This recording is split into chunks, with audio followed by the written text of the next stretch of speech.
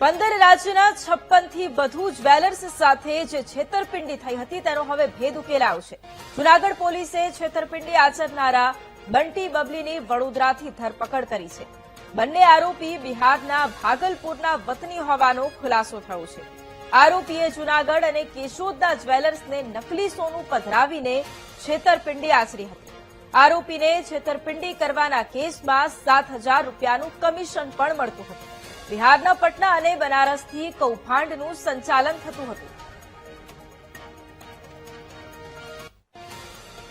કે એક લેડીઝ અને એક જેન્ટ્સ આ બંને આવેલા હતા અને એની પાસે જે દાગીનો હતો એ દાગીનો થોડોક ડાઉટફુલ હતો, જે નો સમજાય એવો હતો અને એ અમારા વેપારીએ તપાસ કરી, એમાં એના લેબોરેટરી રિપોર્ટ કર્યા, પણ દાગીનામાં કારીગરી જ એવી રીતે કરેલી હતી કે એમાં સમજવું બહુ એના માટે આકરું હતું। અને એમાં એને એની રજૂઆત એવી હતી, એની પાસે બિલ પણ હતું, એની રજૂઆત એવી હતી કે મારી પાસે આ દાગીનો અમારા બાપ દાદા વખતનો છે અને અમારે અહીંયા પ્રસંગો હવે હાલની પરિસ્થિતિમાં અમે નવો દાગીનો લઈ શકીએ એમ નથી, એટલે આ દાગીનો અમારે દેવો છે અને એની સામે અમારે થોડા દાગીના છોકરીને ચડાવવા માટે લેવા છે। એક ચીટર ટોળકી કે જે સોનાના નકલી દાગીના ઉપર સોનાનો એવો ગ્લેડ ચડાવે છે કે જે સોનું જ લાગે અને સારા વેપારીઓ છેતરાઈ જાય છે। એમાં એવો એક તાજેતરમાં કેશોદમાં બનાવ અમારા કેશોદના એસોસિએશનના સભ્ય પાસે બન્યો છે અને એક હાર હતો, એ હાર બિલકુલ તદ્દન ખોટો હતો ને એની ઉપર ખાલી સોનાનું પડ ચડાવેલું હતું, તો એ અમારા સોનીભાઈએ લઈ લીધો અને એની સામે એ સોનાના 2 ચેન અને રૂપિયા રોકડા 32,000 લઈ ગયા। આ ઉપરાંત આ સક્રિય ટોળકી જૂનાગઢ જિલ્લામાં તથા અન્ય જિલ્લાઓમાં ઘણી બધી ચીટિંગ કરેલ છે અને વેપારીઓ છેતરેલ છે।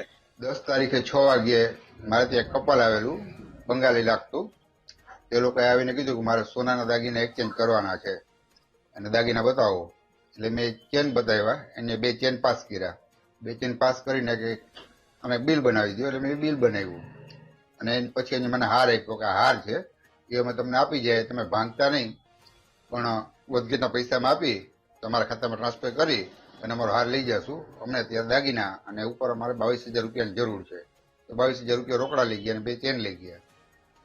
આ સ્ત્રી પુરુષ વડોદરા આજુબાજુ હોવાનું જણાતા ટીમને ત્યાં મોકલી અને બંનેને હસ્તગત કરેલ છે। પ્રાથમિક પૂછપરછમાં જાણવા મળેલ કે